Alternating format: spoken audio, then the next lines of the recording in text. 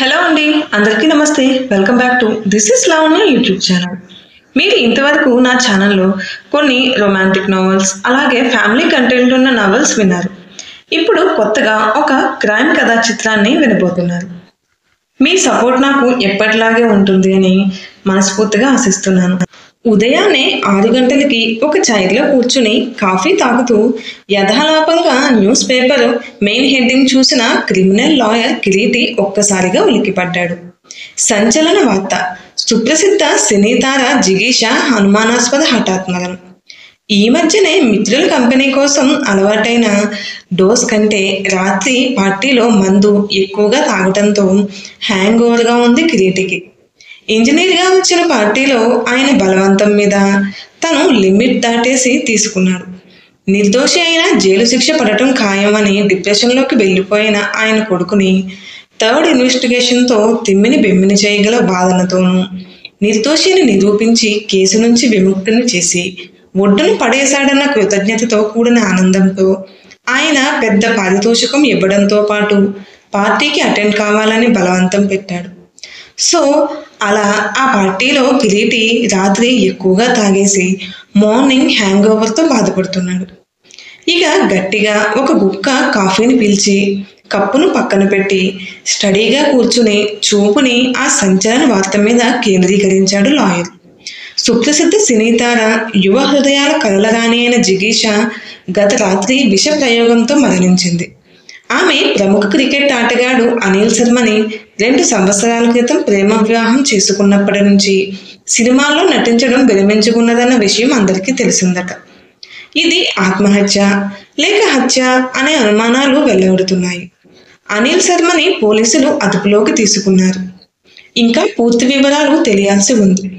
ఓసారి గట్టిగా శ్వాస తీసుకుని కాఫీ తాగటం పూర్తి చేసి సిగరెట్ వెలిగించుకుని అలాగే కుర్చీలో కూర్చుని పూర్ గర్ల్, 25 ఏళ్లకే 100 ఏళ్ళు నిండిపోయాయి అంటూ తన మనసులో తను ఒకంత బాధపడ్డాడు. అలాగే కిరీటికి జిగీష కూడా ఫేవరెట్ యాక్ట్రెస్. గొప్ప ఎక్స్ప్రెసివ్ ఫేస్ ఆమెది. ఆమె ముఖంలోని కండరాలు క్షణాల్లో వివిధ రసాలను పలికించే రీతిలో మారిపోగలవు.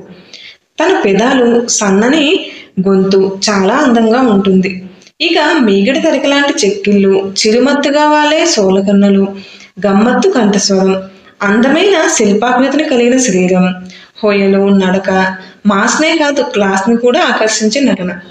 మంచి డిమాండ్లు ఉన్న అటువంటి గొప్ప తార పెళ్లి చేసుకుంటూనే సినిమాలకు గుడ్ బై చెప్పడమే గొప్ప ఆశ్చర్యం అనుకుంటే, ఇలా అర్ధాంతరంగా హఠాత్ మరణానికి గురి కావటం, అందులోనూ విష ప్రయోగంతో రియల్లీ సిల్లీగా ఉంది అనుకుంటున్నాడు కిరీటి. ఇక ఆమె భర్త అనిల్ శర్మ అంటే కూడా తనకు చాలా ఇష్టం. పర్ఫెక్ట్ ప్రొఫెషనల్ క్రికెటర్, మంచి బ్యాట్స్మెన్, క్రైసిస్ టైంలో టీం విజయానికి స్కోర్ యాడ్ చేయడమే కాకుండా అభిమానుల్ని గొప్పగా వినోదపరిచే స్టైలిష్ ప్లేయర్ కూడా. ఈసారి టీంలో ఇండియన్ టీంకి కెప్టెన్ అయ్యే ఛాన్స్ కూడా చాలా కనిపిస్తున్నాయి. ఇప్పుడు ఇలా పెళ్ళైన కొద్ది రోజుల నుంచే ఇద్దరు ఘర్షణ పడుతున్నారని గాసిప్స్ వింటూనే ఉన్నాడు తను. ఇక సాలోచనగా కుర్చీలోంచి లేచాడు కిరీటి. ఇంతటి క్రిమినల్ లాయర్ గారికి సైతం ఓ అరగంట పాటైనా షవర్ కింద నానితే గాని మైండ్ సరైన ట్రాక్లోకి రాదు. తన మీదే జోకు వేసుకుంటూ బాత్రూంలోకి అడుగు పెట్టబోతూ ల్యాండ్ లైన్ ఫోన్ రింగ్ విని ఆగి అటు నడిచి ఫోన్ లిఫ్ట్ చేశాడు. హలో కిరీటి సార్ అన్నారు అవతలి వ్యక్తి. సార్ నమస్కారం, ఎవరిదో అన్నాడు కిరీటి. నమస్కారం చెప్పకండి, నేను జిగీష తండ్రిని అంటూ గొంతు పూడికిపోతుంది అవతలి వ్యక్తికి. చెప్పండి అన్నాడు కిరీటి. అమ్మాయి నిన్న రాత్రి చనిపోయింది. మీకు ఈ వార్త ఈ పాటికే తెలిసి ఉంటుంది. విష ప్రయోగం జరిగింది అన్నారు డాక్టర్లు. మా అల్లుడు గారిని అనుమానించి తీసుకుపోయారు పోలీసులు అంటూ అతని గొంతు మూగపోయింది. చెప్పండి అన్నాడు కిరీటి. మీరు దయచేసి అపాయింట్మెంట్ ఇస్తే మిమ్మల్ని కలిసి మాట్లాడి మీ సాయం అని ఆగి అంటూ మాట పూర్తి చేయకుండా గొంతును సరిచేసుకుని అయ్యా మీరే మాకు సాయపడాలి అంటున్నాడు వినయంగా. 1 గంట తర్వాత రాగలరా? ఆఫీస్లో ఉంటాను అన్నాడు మర్యాదగా కిరీటి. తప్పకుండా సార్, 1 గంటలో మీ దగ్గర ఉంటాను ఫోన్ పెట్టేశాడు ఆ పెద్ద ఆయన. ఇక బాత్రూంలోకి వెళ్ళి ఫ్రెష్గా స్నానం చేసి బయటకు వచ్చిన కిరీటికి కొంచెం మైండ్ రిఫ్రెషింగ్గానే ఉంది. ఇక దేవునికి నమస్కారం పెట్టుకుని ఆఫీస్కు వెళ్ళాడు. ఇక ఆఫీస్కు వెళ్ళగానే అతను వచ్చాడు. అతను చాలా పెద్దాయన. రండి లోపలికి రెండు అంటూ అతన్ని ఆహ్వానించాడు కిరీటి. అతను చేతులు జోడించి జేబురించుకుపోయిన విషాద వదనంతో దుఃఖాన్ని పెదవుల బిగువున అణచిపెట్టి చిన్న చిన్న అడుగులతో లోపలికి వచ్చాడు. సాంప్రదాయం, పెరుగుతనం రెండూ కూడా ఆ పెద్దాయనలో ఉట్టిపడుతున్నాయి. అలాగే హుందాగా ఒక వ్యవసాయదారుడు కూడా కనిపిస్తున్నాడు ఆయన ఆహార్యంలో. ప్లీజ్ కూర్చోండి అన్నాడు కిరీటి. ఇక యాంత్రికంగానే కుర్చీలో కూలబడి భుజం మీది కండువాని రెండు చేతులతో ముఖానికి అడ్డుపెట్టుకుని లోపల నుంచి తన్నుకొస్తున్న దుఃఖాన్ని ఆపుకోలేక భల్లుమన్నాడు ఆయన. కన్న కూతురి హఠాత్ మరణాన్ని జీర్ణించుకోలేక అతను సంభాళించుకోలేకపోతున్నాడని అర్థమై ఆ సందర్భాలలో ఆయన దుఃఖభారాన్ని తీరనీయడమే మంచిదని మౌనంగా ఊరుకున్నాడు మన లాయర్ కిరీటి. 2 నిమిషాలకి తేరుకున్న అతను కండువాతో కళ్ళని ముఖాన్ని తుడుచుకుని క్షమించాలి సార్, దుఃఖం ఆగలేదు నాకు అన్నాడు. అయ్యో ఎంత మాట, కన్న తండ్రిగా మీకు సహజమే కదండి ఓదార్పుగా పలికాడు కిరీటి. ఒక్కగానొక్క కూతురు, ఎంతో అబ్బరంగా పెంచుకున్నాం. ఇలా అర్ధాంతరంగా వెళ్ళిపోయి ఈ వయసులో నా గుండెలో ఇంతటి బాధని మిగులుస్తుందని ఏనాడు అనుకోలేదు అన్నాడు ఆ పెద్దాయన. ఇక సరే, నా బాధ కాదు, ఎంతో విలువైన మీ సమయాన్ని దృష్టిలో ఉంచుకుని మాట్లాడాలి నేను. 3 రోజులయ్యింది నేను ఈ ఊరొచ్చి. ఏదో నా వ్యవసాయానికి సంబంధించిన పని మీద మినిస్టర్ గారిని కలవడానికి వచ్చానులేండి. ఎప్పట్లాగే అమ్మాయి బలవంతం మీద వాళ్ళింట్లోనే ఉన్నాను ఈ 3 రోజులు కూడా. ఈ రోజు మా ఊళ్ళో ఒక కోర్టు తీర్పు ఉండటంతో రాత్రి బయలుదేరి మా ఊరికి ప్రయాణం అయ్యాను. నువ్వున్న 3 రోజులు ఎంతో ఆనందంగా గడిచింది నాన్న అంది మా అమ్మాయి. అల్లుడి గారు కూడా మీరు తరచూ వస్తుందండి బామ్మగారు. ప్రాక్టీస్ మ్యాచ్లతో నేను బిజీగా తిరుగుతూ ఉంటే మీరుంటే జిగీషకి ఆనందంగా ఉంటుంది అన్నారు. నాకు ఉండాలని ఉన్నా వీలవుతుందా? నా పనులు నాకు ఉంటాయిగా. రాత్రి ప్రయాణమై వెళ్తుంటే అమ్మాయి ఆనందంగానే నన్ను సాగనంపింది కూడా. సగం ప్రయాణం గడిచేసరికి అర్ధరాత్రి వేళ పిడుగుపాటు లాంటి వార్తతో ఫోన్ కాల్. ఇలా అమ్మాయి అయ్యింది అనేసి. ఇక విపరీతమైన బాధ గొంతుకి అడ్డం పడింది ఆయనకి. ఇక మళ్ళీ 1 నిమిషానికి ప్రయత్నపూర్వకంగా సర్దుకుని వెంటనే తిరిగి వచ్చేశాడు. గోలు చుట్టు మీద రోకలిపోటుల ఈ పోలీసుల గోల ఒకటి. మా అల్లుడి గారిని అనుమానించి తీసుకుపోయారు. ఆయన ఉత్తముడు కిరీటి గారు. లక్షల్లో ఒకరుంటారు అలాంటి వాళ్ళు. పెళ్ళంతో గొడవలున్నంతలో ఆమెను చంపేసేంత కిరాతకుడు కాదాయన. ఏ జన్మలో ఏ పాపం చేశానో ఈ వయసులో కూతుర్ని పోగొట్టుకున్నాను. అల్లుడు జైలు పాలైతే నేను భరించలేను చేతులు జోడిస్తూ అడిగాడు ఆయన. కూతురు అనుమానాస్పద మరణానికి గురైనా, ఆత్మహత్యకి పాల్పడినా ఏ అత్తింటి వారైనా సాధారణంగా ముందు నేరాన్ని మోపేది తమ అల్లుడి మీదే. అందులోనే ఆ జంట మధ్య విభేదాలున్నాయని జనం కూడా అనుకుంటున్నారు. అటువంటిది ఈయన అల్లుడి క్షేమాన్ని కోరుతున్నాడు అంటే అనిల్ శర్మ తన మామగారిని కన్నతండ్రితో సమానంగా చూసుకుని ఉండాలి. లేకపోతే ఇది సాధ్యమేనా అనుకున్నాడు కిరీటి. ఆయన తిరిగి ఇలా చెప్పడం ప్రారంభించాడు. అల్లుడు అమ్మాయి కూడా పేరు ప్రఖ్యాతులు ఉన్నవారు. మా ఇంటి ఆవరణ చుట్టూ ఒక తిరునాళ్ళలా ఉందండి. బయట వాళ్ళెవరూ లోపలికి వెళ్లకుండా పోలీసులు ఇంటి చుట్టూ చుట్టారు. నా బాధ చూసి అల్లుడు స్నేహితులు చెప్పారు మీ గురించి. మీరు గొప్ప క్రిమినల్ లాయరే కాకుండా ఏ కేసునైనా స్వయంగా క్షుణ్ణంగా పరిశోధించి మరీ నిరూపించి గెలుస్తారని, ఈ దేశంలో ఏ ప్రైవేటు డిటెక్టివ్కి మీరు తీసిపోరని అని కళ్ళు మూసుకుని ఒక క్షణం ఊపిరి తీసుకున్నాడు. ఇక కిరీటి మనసులో ఓహో నాకు మంచి పేరే ఉంది అని నవ్వుకున్నాడు. ఇక అతను మరుక్షణమే చేతులు జోడించి, అందుకే మీ దగ్గరకు వచ్చాను బాబు. పిచ్చెక్కిపోతుంది నాకు. అమ్మాయి అన్యాయం అయిపోవడానికి కారకులు ఎవరైనా సరే ఉరిశిక్ష పడవలసిందే. మా అల్లుడు పాపం ఏ పాపం ఎరుగనివాడు. తన గొడవేదో తనేదో అంతే. అతని మీద ఇంత అపవాదు ఎలా తప్పిపోవాలి? అసలే బిడ్డపోయిన బాధలో నేను, భార్య బాధలో అతను ఉన్నా. అంత బాధలో ఉన్న అతన్ని పోలీసులు అరెస్టు చేసి తీసుకుపోవడం ఏమిటి? జనం గురించి మీకు తెలియనిది ఏముంది? అదిగో పులి అంటే ఇదిగో తోక అంటారు. పత్రికలు ఈ మధ్య వాళ్ళ దాంపత్యం గురించి అవాకులు చవాకులు రాస్తూనే ఉన్నాయి. ఈ సంఘటనతో పాపం అతని మీదకే అనుమానం పోతుంది అందరికీ కదా. మామూలు లాయర్లు ఎవ్వరూ అతనికి న్యాయం చేయలేరు. దయచేసి మీరు ఈ కేసు తీసుకుని అతన్ని బయటపడేయండి అంటూ కిరీటి చేతులు పట్టుకుని, ఇవి చేతులు కావు బాబు, నేను పెద్దవాణ్ణి గనుక నీ కాళ్ళు పట్టుకోలేకపోతున్నాను అన్నాడు కన్నీళ్లతో. మీరు ఇప్పటి వరకు ఈ వీడియోకి లైక్ ఇవ్వకపోతే తప్పకుండా ఒక లైక్ ఇచ్చేసి, అలాగే ఛానల్ని కొత్తగా చూస్తుంటే ప్లీజ్ టు సబ్స్క్రైబ్. అయ్యయ్యో, మీరు పెద్దవారు, అంత మాటలు అనకూడదు అన్నాడు కిరీటి అతను కాళ్ళు పట్టుకుంటుంటే ఆపి. అయితే ఈ కేసు మీరు తీసుకున్నట్లే కదా బాబు అన్నాడు ఆయన ఆశతో నిండిన కళ్ళతో. అవునండి, నేను తీసుకున్నాను అన్నాడు కిరీటి. అమ్మయ్య, అయితే మా అల్లుడు గట్టున పడ్డట్లే, అంతే కదా బాబు అన్నాడు. నా తరపున సంపూర్ణంగా పరిశోధన జరుగుతుంది. మీ అల్లుడు నిర్దోషి అయితే హరిహరాదులు ఎదురొచ్చినా సరే ఆయన నిర్దోషిత్వాన్ని నేను నిరూపిస్తాను అన్నాడు అతనితో. చాలు బాబు, ఆ హామీ ఇచ్చారు. ఈ వయసులో ఈ క్లిష్ట సమయంలో నాకు అదే ఊపిరి. ఇంకొక విషయం, మీ ఫీజు క్షమించాలి, మీ విషయంలో ఫీజు అనే పదం సరైనది కాదు. మీరు చేయబోయే మేలుకు విలువ కట్టలేను కూడా. అది ఎంతైనా పువ్వుల్లో పెట్టి ఇచ్చుకుంటాను అంటూ అన్నాడు ఆ పెద్దాయన. ఇక కిరీటి ఒక చిన్న నవ్వు నవ్వుకున్నాడు. ఈ సమయంలో విసురుగాలిలా రూంలోకి దూసుకొచ్చారు కిరీటి అసిస్టెంట్స్ వాసు, శాలిని. ఇద్దరిలోనూ వాళ్ళు మోసుకొచ్చిన సంచలన వార్తని బాస్ ముందు ఉంచేయాలన్న ఆతృత కనపడుతుంది. బాస్, ఫిలిం స్టార్ జిగీషా చనిపోయింది. సహజమైన చావు కాదట, ఆత్మహత్యో లే హత్యనా ఏదో తెలియక జనం గుసగుసలాడుకుంటున్నారు అన్నారు వాళ్ళు ఆయాసపడిపోతూ. ఆమె చావుకి భర్తే కారణమై ఉంటాడని అనిల్ శర్మని అరెస్టు చేశారట అంటూ గట్టిగా చెప్పేసి ఊపిరి తీసుకుంది శాలిని. ఆ మాటలు వింటున్న పెద్దాయన ముఖం బాధ, అవమానం మిళితమై మౌనమైపోయి ఉంది. అసిస్టెంట్స్ ని చేతితో వారించి పెద్దాయనతో, ఫీజు విషయాలు అన్ని తర్వాత మాట్లాడుకుందాం సార్, మీరు ముందు వెళ్ళండి ఇక్కడి నుంచి. మీకు ఒక మాట చెప్పమంటారా? మీ అమ్మాయి జిగీషా నా ఫేవరెట్ యాక్ట్రెస్. అలాగే అనిల్ శర్మ కూడా నా ఫేవరెట్ క్రికెట్ ప్లేయర్. వాళ్ళకు న్యాయం జరగాలనేది నా మనసా వాచా కోరుకుంటాను. మీరు జాగ్రత్తగా వెళ్ళిరండు. ముందు మీ ఆరోగ్యం జాగ్రత్త. పెద్దవారు జీవితంలో అనేక ఆట్లుపోట్లను ఎదుర్కొని ఉంటారు. గుండె నిబ్బరంగా ఉండండి, న్యాయం తప్పక దొరుకుతుంది అని హామీ ఇస్తున్నాను అంటాడు. ఇక చేతులు జోడించి లేస్తూ ఆ పెద్దాయన, ఈ మాట అన్నారు అంతే చాలు, 1000 ఏళ్ళు మీరు వర్దిల్లాలి బాబు.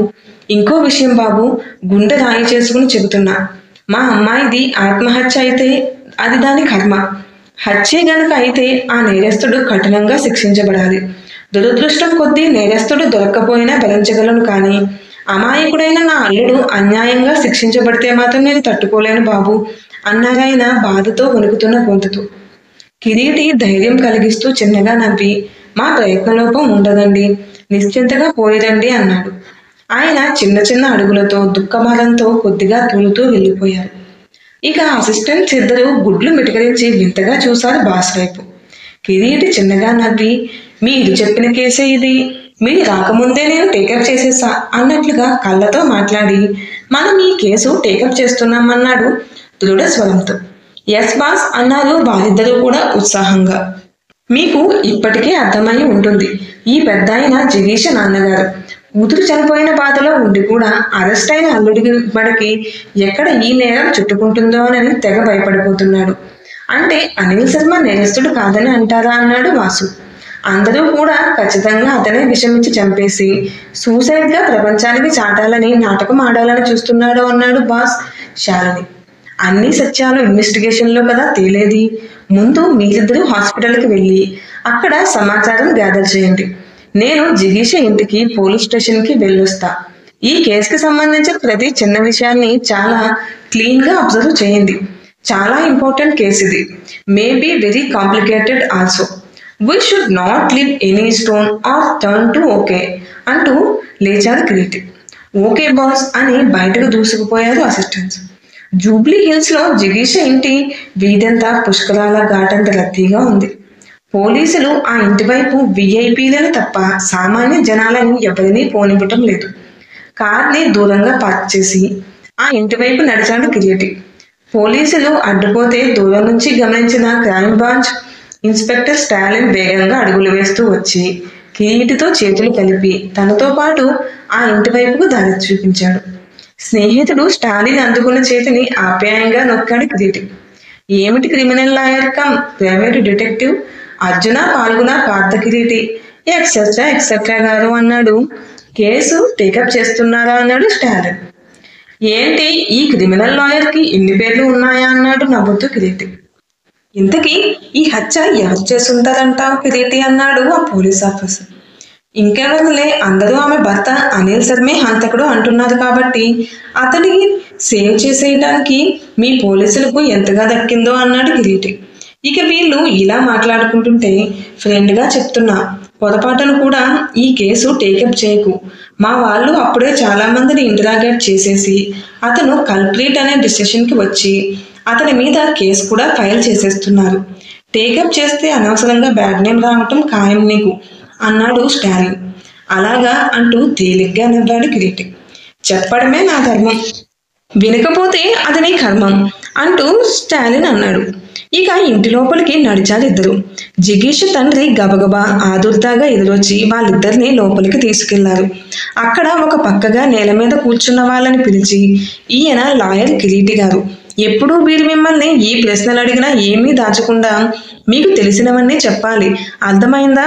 మీరు ఏవైనా విషయాలని దాచాలని ప్రయత్నిస్తే ఆయన కనిపెట్టేస్తారు. ఆ తరువాత మీరే చిక్కుల్లో ఇరుక్కుపోతారు, జాగ్రత్త అని హెచ్చరించి కిరీటికి వాళ్ళని పరిచయం చేస్తూ, వీళ్ళంతా ఇక్కడ వర్కర్స్ సార్ అన్నాడు. అందరూ పక్కపక్కన లైన్లో నిల్చున్నారు గబగబా. ఓ యువకుని చూపిస్తూ, ఈ కుర్రాడి పేరు రాజు, ఇంటి నౌకరు, బజార్లు పనులు అన్నీ వీడే చూస్తుంటాడు అన్నారు. అందరి ముఖాల్లోనూ బాధ కంటే భయాన్ని ఎక్కువగా గమనించిన కిరీటి పెదాల మీదకు నవ్వును తెచ్చుకుని రాజు ముందుకెళ్ళి వాడిని పైనుంచి కింది దాకా చూశాడు. కండలు తిరిగి ఉంది టీనేజీలో ఉన్న వాడి బాడీ, అలాగే వాడి చూపు కిరీటికి సూటిగా తగులుతుంది. ఇక బెదిరిగా అమాయకంగా ఉన్నాయి వాడి ముఖ కవలికలు. ఎక్సర్సైజ్ చేస్తావా అన్నాడు కిరీటి వాడి జబ్బని వేళ్లతో నొక్కుతూ. చేస్తాను అన్నట్లుగా తల ఊపడివాడు. దేనికి? కండలు పెంచి ఏం చేద్దామని? ఇంటి పనులు చేయటానికి కండలు పెంచడం ఎందుకు? వీళ్ళతో ఫైటింగ్స్ చేస్తావా ఏంటి అన్నాడు కిరీటి. కాదు అండి అన్నట్లు తల ఊపాడు వాడు. సల్మాన్ ఖాన్ ఫ్యాన్ అండి, అతనిలాగే నా బాడీ అన్నాడు సిగ్గుపడుతూ కూడా. ఓహో, ఫైటింగ్లో ఎంతమందిని కొట్టగలవు? ఒక 4-5 లేపేయగలవా అన్నాడు కిరీటి. ఎందుకంటే వాడి లోపలి భయం పోతే వాడి నుంచి ఏదైనా నిజాన్ని రాబట్టవచ్చునని ఇలా జోక్స్ వేశాడన్నమాట. ఇక అతని పక్కన బహదూర్ అనే నేపాలీ ఇంటి గుర్కా ఉన్నాడు. బహదూర్, తుమ్ నేపాల్ సే ఇతనా దూర్ ఆయేనా అడిగాడు కిరీటి గూర్ఖాని పలకరింపుగా. నై సాబ్, మై మణిపూర్ సే ఆయా హూం. और कौन कौन रहता है इधर तुम्हारे साथ అన్నాడు కిరీటి. मैं अकेला हूँ साहब. अकेला शादी नहीं करेगा, हो गया साहब అంటూ సిగ్గుపడ్డాడు వాడు. అచ్చా అంటూ అతని పక్కనున్న వ్యక్తి వైపు తిరిగాడు కిరీటి. ఇతను యాదయ్య, తోటమాలి. యాదయ్యకి 50 ఏళ్ళు ఉంటాయి. అతని ముఖంలో కుడిపక్క ఏదో పెద్ద గాయం తగిలినట్లుంది. చెంప మీద పెద్ద ఘాటు ఇంకా పచ్చిగా ఉంది. కన్నుకు కూడా గాయం అయ్యి ట్రీట్మెంట్ జరుగుతుంది. వెలుతురు కంట్లో పడకుండా కవర్ చేసి మెడికల్ కవర్ ఉంది. బాగున్న ఒక కన్నులో కూడా బయటకు చీల్చుకొస్తున్నట్టు ఎర్రజెరలు. ఏమైంది యాదయ్య ఆ పక్కన అన్నాడు కిరీటి. సైకిల్ తొక్కుతా రాళ్లగుట్ట మీద పడిపోయిన సారు అన్నాడు యాదయ్య. అదరే అంటూ అతని పక్కనున్న వ్యక్తి ముఖంలోకి చూశాడు కిరీటి. ఇతను పేరు Salim sir, non veg cook అన్నారు పెద్ద ఆయన. ఇక మూతి ముడుచుకుని నవ్వు కలిపి చూశాడు ఆయన వైపు కిరీటి. వెజ్కి నాన్ వెజ్కి వేరువేరు కుక్స్ ఉన్నారు సార్ ఇక్కడ. అదిగో ఆ పక్కనున్న ఆవిడ వెజ్ కుక్, ఆవిడ పేరు శేషమ్మ అన్నారు పెద్ద ఆయన. వాళ్ళిద్దరి వైపు నవ్వుముఖంతో చూస్తూ, మీ ఇద్దరి వంటల్ని అమ్మగారు బాగా మెచ్చుకునేవారా అని అడిగాడు కిరీటి. మొహమాటంగా తల గుండ్రంగా తిప్పింది శేషమ్మ. సలీం, నా మటన్ హలీం అయితే బాగా తారీఫ్ చేసేవారు మేం సాబ్ అన్నాడు. అతని ముఖంలో కించిత్ గర్వం పొడగ చూపింది కిరీటికి. ఇక అమ్మాయి మరణం గురించి సీరియస్గా ప్రశ్నలు వేయకుండా ఇలా కాలక్షేపం చేస్తున్నాడేమిటి లాయర్ గారు అని లోపలే కొనుక్కుంటున్నాడు జిగేష్ తండ్రి. కిరీటి పరిశోధన విధానం గురించి ఆయనకు ఏమీ తెలియదు. కిరీటి దృష్టి కొంచెం దూరంలో మోకాళ్ళ మీద తలపెట్టుకుని ఏడుస్తున్నాం ఒక అమ్మాయి మీద పడింది. అటువైపు తర్జన చూపిస్తూ ఆ అమ్మాయి ఎవరు అని అడిగాడు. ఆ అమ్మాయి మా అల్లుడి గారి పెదనాన్నగారి అమ్మాయి, అంటే అతనికి కజిన్ సిస్టర్. పాపం తల్లిదండ్రులిద్దరూ యాక్సిడెంట్లో చనిపోయారట. మా అల్లుడి గారికి ఈ చెల్లెలంటే ప్రాణం, అందుకనే తన దగ్గర ఉంచుకుని చదివిస్తున్నారు. ఆ అమ్మాయి పేరు గాయత్రి అని చెప్పాడు ఆ పెద్ద ఆయన. ఇక అటు నడిచాడు కిరీటి. అడుగుల చప్పుడైనా ఆమె తలెత్తలేదు. మరి జిగీషా ఎలా చనిపోయిందో నెక్స్ట్ పార్ట్లో తెలుసుకుందాం. అంతవరకు ఛానల్ని చూస్తూనే ఉండండి. Thanks for watching.